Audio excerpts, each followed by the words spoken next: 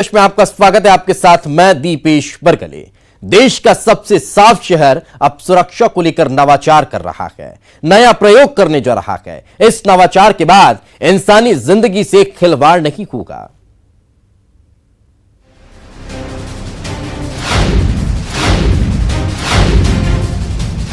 मौत का main whole.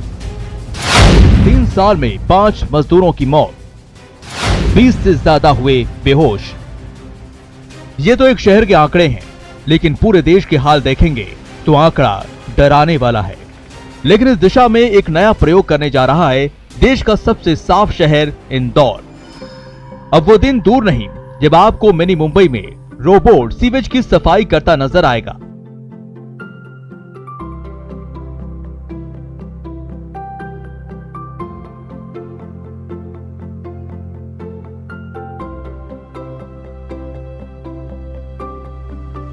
इसमें लगे इंफ्रारेड कैमरे से अंदर की वास्तविकता का पता लग सकेगा। इतना ही नहीं, एक बार में 20 से 30 लीटर कचरे उठाया जा सकेगा। जो काम 3 सफाई कर्मचारी 3 घंटे में करते हैं, उसे ये रोबोट 20 मिनट में कर देगा।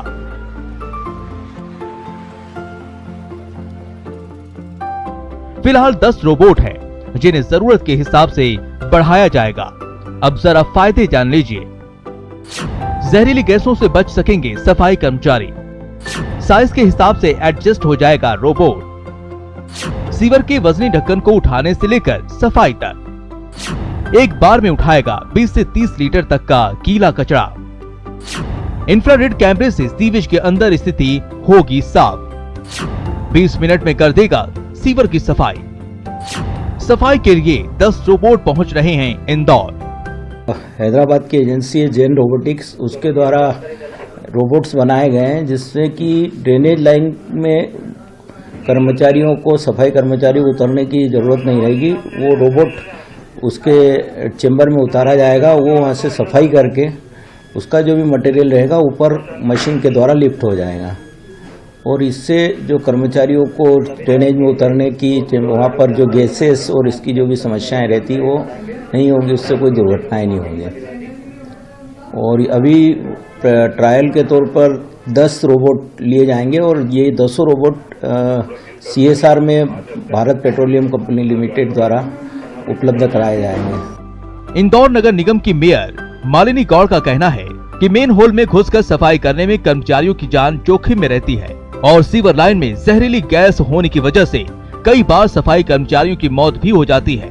इसलिए नगर निगम मेन होल की सफाई करने वाले रोबोट ला रहा है, जो वाईफाई, ब्लूटूथ और नियंत्रण पैनल से लैस होंगे। कई सारे कर्मचारी हमारे यहाँ जहरीली गैस से कई लोगों की मृत्यु भी हो जाती है, तो उनकी सुरक्षा के लिए रोबोट का प्रयोग हम करके देखेंगे और उसमें सफलता मिली तो और अधिक रोबोट यहाँ लाएंगे। वहीं नगर निगम के अध्यक्ष अजय सिंह नरूका का कहना है कि अक्सर सफाई कर्मचारी बिना ग्लव्स और बिना सुरक्षा उपकरण के चैम्बर में उतर जाते हैं और अपनी जान जोखिम में डालते हैं। वहीं मेयर इन काउंसिल के सदस्य और पार्षद सूरज कैरो का कहना है कि सीवेज की सफाई जान जोखिम में डालने वाला मामला है। ऐसे में ये नई टेक्नोलॉजी सफाई कर्मचारियों के लिए वरदान साबित होगी। अब जरा सुप्रीम कोर्ट की गाइडलाइंस जान लीजिए। कर्मचारियों के लिए ऑक्सीजन मास्क अनिवार्य, गम बूट्स, वाटरप्रूफ दस्ताने पहनना जरूरी, वाटरप्रूफ वर्दी पहनना अति आवश्यक, बिना सुरक्षा उपकरण के मेन होल में उतारना अपराध, जिम्मेदार अधिकारियों पर कार्रवाई के निर्देश। अच्छी पहल है और मानव संसाधन और टेक्नोलॉजी, इन दोनों का मिश्रण हमेशा एक सुखद अनुभव देता है। और जैसे जैसे हमारा शहर बढ़ रहा है, जैसे जैसे हम लोगों ने उसके अंदर जो पाइपलाइन डाली है प्राथमिक चरण की और द्वितीय चरण वाली, उसके निश्चित रूप से इन सब चीज़ों की आवश्यकता है कि कम समय के अंदर हम अधिक से अधिक सुविधा दे पाएँ। और चूँकि एक सिस्टम बन रहा है तो प्राइमरी और सेकेंडरी लाइन के माध्यम से, तो वो सिस्टम के साथ में इन टेक्नोलॉजी की आवश्यकता भी थी। और ये टेक्नोलॉजी आने से निश्चित रूप से हमारे जो नगर के नागरिक हैं उनको बहुत अच्छी सुविधा मिलेंगी। किसी भी ऐसे खतरनाक काम में जिसमें गैस रीसन होता हो, जिसमें जिंदगी के मतलब जीवन मृत्यु का सवाल हो और किसी प्रकार की संभावनाएं दुर्घटना की बनी रहती है, उसमें ये रोबोट बहुत कारगर साबित होंगे। इसमें हम एक हमारे जो कर्मचारी हैं, नगर निगम के स्वास्थ्य कर्मी हैं, और जो आए दिन जान से खेलते हैं चेंबर में उतर करके देखने में आता है कि कई बार पूरे साधन होने के बाद मास्क होता, सब कुछ होता, पूरी व्यवस्था होती है, लेकिन फिर भी कभी कभी ऐसी दुर्घटना हो जाती है कि बड़ा जिसकी पूर्ति कर पाना बड़ा संभव नहीं होता है। उसमें ये रोबोट जो है बड़े कारगर साबित होंगे और गाद निकालने की अभी आज भी मतलब बहुत ही अहम आवश्यकता है, क्योंकि ड्रेनेज की लाइन क्लियर रहेगी तो निश्चित रूप से पानी भी हमें साफ मिलेगा। सफाई कर्मचारी आयोग के जारी आंकड़ों के मुताबिक पिछले 3-4 सालों में लगभग 200 सफाई कर्मचारियों की मौत हुई है। भारत में सफाई कर्मचारियों की औसत उम्र 32 साल है, जो सबसे डरावनी बात है। उससे ज्यादा डरावना ये कि इस पर कभी बातचीत भी नहीं होती। इस लिहाज से भी ये मिनी मुंबई एक मिसाल बनने जा रहा है। मैनहोल में मौत के आंकड़े इतने भयावह है मानो इंसानी जिंदगी सफाई के नाम पर कितनी सस्ती हो गई है। मिनी मुंबई मशीनों के जरिए सफाई की पहल करने जा रही है, लेकिन जब भी मशीनों का जिक्र आता है मानव श्रम पीछे चला जाता है और पहली चिंता यही होती है कि नौकरी। यही वजह है कि यह फैसला भी मशीन और मानव को आमने सामने ला रहा है।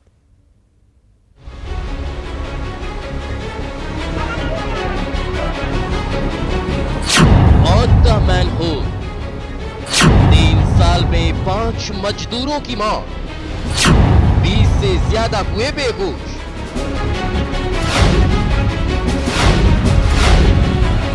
मिनी मुंबई में मौत के यही वो आंकड़े हैं जो जिम्मेदारों को जगा रखे हैं और कोशिश को रखी है अब ये काम मशीनों से यानी रोबोट के जरिए करवाया जाए।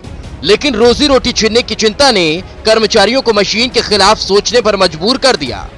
लेकिन पहले जिंदगी को जहन्नुम सरीखा बना देने वाले इस काम के बारे में जान लीजिए। जानकारों के मुताबिक सीवर के सेफ्टी टैंक में 80% मीथेन के अलावा कार्बन डाइऑक्साइड, सल्फर डाइऑक्साइड और हाइड्रोजन डाइऑक्साइड जैसी जहरीली गैसें निकलती हैं, जो पल भर में ही किसी की भी जीवन लीला समाप्त कर दे।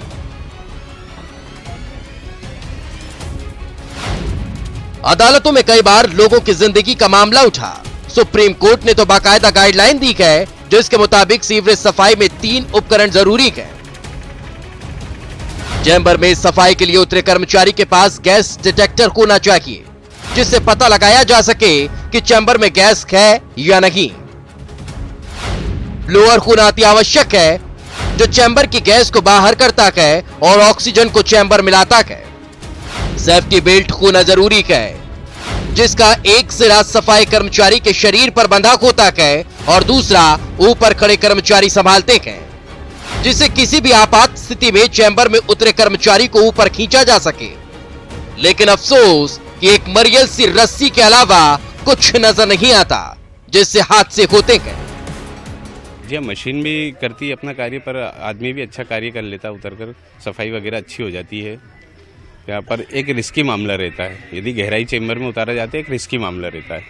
यदि रिस्क लेके व्यक्ति को उतारा जाता है, उसमें कई बार गैसें वगैरह भी आ जाती हैं, तो व्यक्ति की कई बार मौतें भी हुई हैं। तो उसके लिए यदि रोबोट आता तो ये तो और अच्छी बात है कि यदि ज़्यादा गहराई रही तो उस रोबोट का कार्य देखेंगे कैसा क्या है। जिंदगी को सुरक्षित बनाने की पहल वाकई काबिले तारीफ है, लेकिन इसका दूसरा पहलू भी है। बेरोजगारी के दौर में रोजी रोटी की चिंता सबसे ऊपर है। कर्मचारियों के मन में यह डर भी है कि कहीं ये रोबो उनकी पेट पर लात न मार दे, जैसा कि अक्सर होता आया है। मशीन सबसे पहले मजदूर की जिंदगी बर्बाद करती है। सफाई कामगार कर्मचारी महासंघ के अध्यक्ष लीलाधर करोसिया का कहना है कि नगर निगम में 10,000 से ज्यादा सफाई कर्मचारी हैं। इन्हीं के दम पर इंदौर लगातार 3 बार सफाई में नंबर 1 बना है और चौथी बार भी नंबर 1 आने की तैयारी है। इन लोगों ने दिन रात मेहनत कर ये मुकाम हासिल किया है। इन्हें मशीन की जरूरत नहीं, बस दिल्ली की तरह सफाई कर्मचारियों का 1 करोड़ का बीमा हो जाए। सफाई कामगारों के अधिकारों का हनन होगा तो हम सड़कों पर उतरेंगे और देखेंगे कौन सा ठेकेदार रोबोट चलाता है और क्या करता है। जब हम सफाई कामगारों ने 4 बार सड़कों पे काम करके हाथों से ही अगर इंदौर को नंबर 1 बनाया तो मशीनों की क्या आवश्यकता है। अभी सुबह 6:30 बजे से दोपहर को 3 बजे तक अभी सर्वेक्षण चलाया तो हमारे लोगों ने सफाई कामगारों ने घरों पे भोजन नहीं खाया, सड़कों पे बैठ के भोजन करके और इंदौर को दिन रात मेहनत करके और नंबर 1 की स्थिति में लाके खड़ा करा है। और अगर सफाई कामगारों के अधिकारों का हनन किया, किसी भी प्रकार की उनके ऊपर कोई उनके रोजगार को छीनने की कोशिश की गई तो निश्चित ही हम 10,000 कर्मचारी हैं, सड़कों पर उतरकर इसका मुकाबला करेंगे। नवाचार में भ्रष्टाचार का डर हमेशा बना रहता है। इंदौर नगर निगम की नेता प्रतिपक्ष फौजिया शेख अलीम का कहना है कि पहल तो अच्छी है, लेकिन पूरी प्रक्रिया पारदर्शी हो। देखिए, ये बहुत अच्छी पहल है कि हम सफाई मित्रों के लिए इस तरह की मशीन ला रहे हैं और रोबोटिक मशीन ला रहे हैं। सिर्फ इसमें कहीं गलत तरीके से भ्रष्टाचार नहीं हो, टेंडर में कहीं गलत नहीं हो, या मैंने देखा है कि स्वीपिंग जो मशीन्स चल रही हैं ये धूल खींचने की, वो किराए पे चल रही है, जबकि हमको उसको ख़रीद लेना चाहिए। तो इस तरह का रोबोटिक मशीन हम खुद अपने स्वयं पैसे से ख़रीद लें और हमारे ही लोगों को उसके लिए ट्रेंड करें और फिर चलवाएं। नहीं तो नगर निगम का एक, और इस परिषद में जो मैंने देखा है कि जैसे कुत्तों के ऊपर जो नसबंदी करते हैं एजेंसी, उनका कोई अपना होता है तो उसको फ़ायदा पहुंचाने के लिए 5 साल काम हुआ है। सफाई में बहुत भ्रष्टाचार हुए हैं। बसंत आने को बेताब होगा, पलाश पेड़ों पर इतराने को तैयार होगा, रंगों की खुमारी धीरे धीरे मिनी मुंबई को अपने आगोश में ले रही होगी। ठीक उसी वक्त किसी साफ सुंदर सी सड़क किनारे आपको मैनहोल की सफाई करता ये रोबोट नजर आएगा। इंसानी जिंदगी को जोखिम से बचाने वाला, तेजी से काम निपटाने वाला रोबोट बिना इस बात की चिंता के अपने काम में लगा होगा कहीं उसके आने से किसी मजदूर करने वाला न छिन जाए। जीवन की रिस्क, समय और पैसा बचाने में रोबोट की पहल तो काफी अच्छी मानी जा रही है, लेकिन भ्रष्टाचार के आरोप और मैन वर्सेस मशीन्स की लड़ाई के चलते अब देखना ये होगा कि ये योजना कितनी कारगर सिद्ध हो पाती है। कैमरामैन संजय बुआ के साथ अरुण त्रिवेदी, न्यूज 18 इंदौर। तो चलिए चर्चा करते हैं, हमारे सहयोगी अरुण त्रिवेदी हमारे साथ जुड़ चुके हैं। अरुण, बहुत अच्छी पहल इसे कहा जा सकता है, क्योंकि अगर इंसानी जीवन को बचाना है तो फिर मशीनों को कहीं ना कहीं इस्तेमाल करने की पहल यहां पर देखने को मिल रही है। लेकिन किस तरह से ये जहन में आया कि इन मशीनों का इस्तेमाल भी साफ सफाई में किया जा सकता है?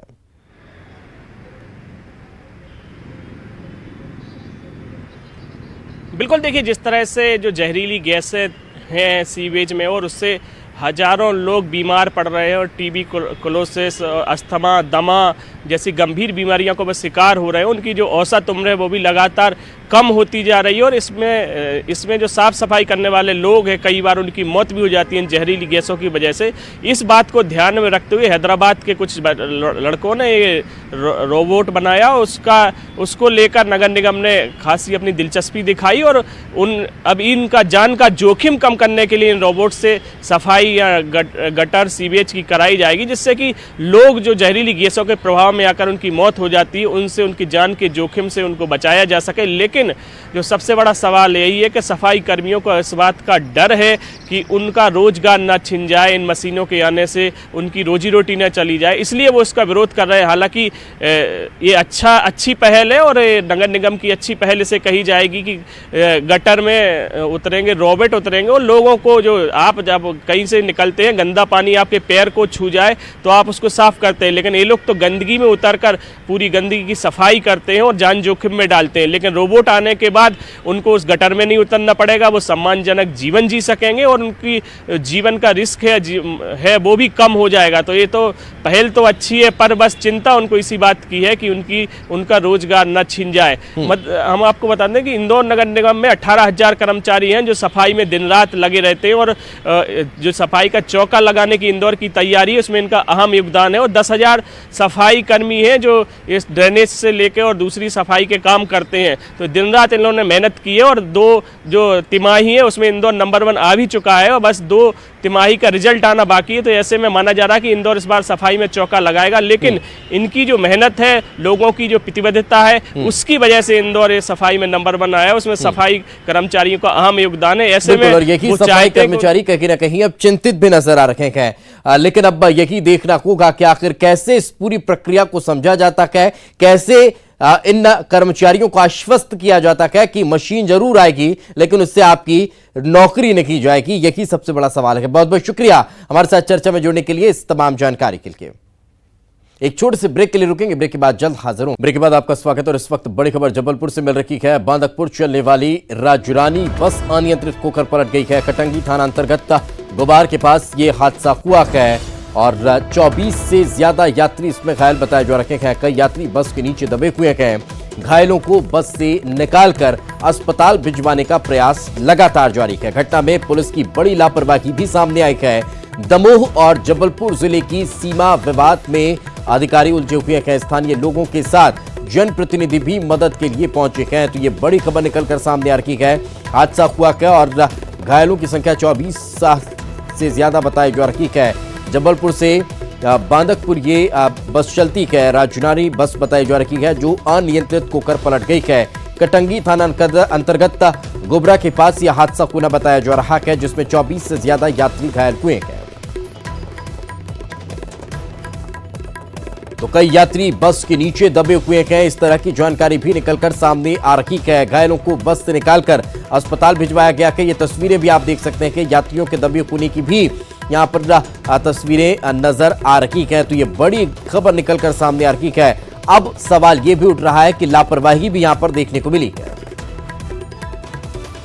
और ज्यादा जानकारी के साथ हमारे सहयोगी पवन हमारे साथ जुड़ चुके हैं। पवन, क्या ताजा जानकारी, कैसे यह हादसा हो गया? करेंगे कि यहाँ ना लगा।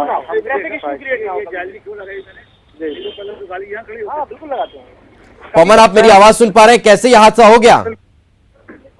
जी दीपेश, जबलपुर से ये बांदकपुर के लिए बस जा रही थी। राजरानी बस ट्रेवल्स की ये बस है जिसमें लगभग 40 यात्री सवार थे और ये जैसे ही गोबरा के पास पहुंची है अचानक ड्राइवर जो है अपना नियंत्रण खो दिया और उसके कारण ये हादसा हो गया है। और हादसे में बड़ी बात यह है कि कुछ यात्री जो हैं वो उसमें दबे हुए भी दिख रहे हैं। तस्वीरों में साफ दिख रहे हैं कि दबे हुए हैं।